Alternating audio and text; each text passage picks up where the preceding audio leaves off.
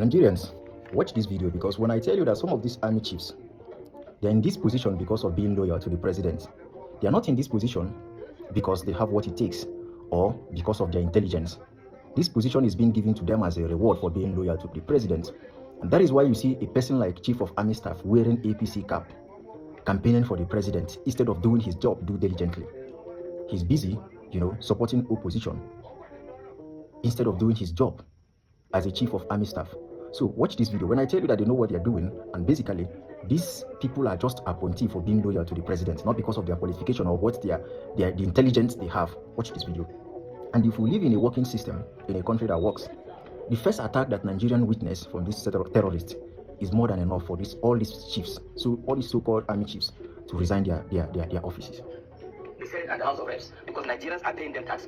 If we look at the progression of insecurity in Nigeria in the past 3.5 years, places that we never thought they would go to, they are in Niger, they are in Para, they are progressing downwards into Nigeria. You see what they are doing? They come at will in Benue, in Plateau.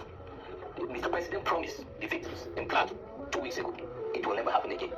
Yes, it continue happening. It happened again the next day. They are daring the state. They are touting us. When they kill our soldiers, they wear the uniform of our military and armed forces and go to what is called a mediation, arrangement with government, bodies to say they are mediating with this. In Kasana, this bandit wore the uniform of this assistant commissioner that died on duty in action, and he wore his uniform and came with his guy to the mediation and went home without consequences. So you are now situating it with the situation of this. Of course, they are doing it. They are on social media. We know their handles.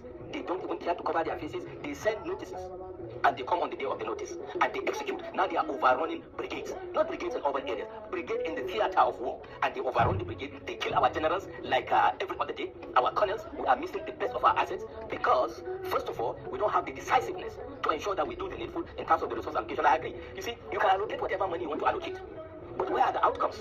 What are we doing about it? And if people fail in their responsibilities, we don't see heads rolling. In other countries, just one incident is enough to take out ministers, is enough to take out garrison commanders and have new ones in. That is the only way we can have a show. In a working system, one attack is more than enough for these people to resign, even the minister, even the so-called Chief of Army Staffs. But in Nigeria, everything goes. So basically, when I say that these people are appointed by Tinubu for being loyal, that is exactly what it is. They're not there for the intelligence, they're not there because of what they can be able to offer in terms of securing the nation. But they are there as Chief of Army Staff, as Chief of Defense Staff, just because they are loyal to the president, not because of their intelligence. The earlier Nigeria realized this, better for all of us, because if we are living in a working system, one single attack is more than enough for these people to resign in their offices, no matter what. But in Nigeria, everything goes. You will still see them continue doing this. Even in 2027, if these people manage to rig themselves into office, that is when you will see real attacks, because all this one that is happening right now is just a breakfast that they are serving us. If Tinubu continue in 2027, you will see real attacks.